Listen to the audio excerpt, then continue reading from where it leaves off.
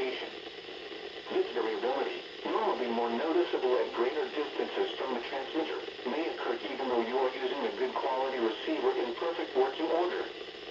The warning alarm will be activated for warnings in selected watches affecting locations in portions of West Kentucky, Southeast Missouri, Southern Illinois, Southwest Indiana, and Northwest Tennessee. This concludes this test of the weather radio's warning device. We now return to our regular programming.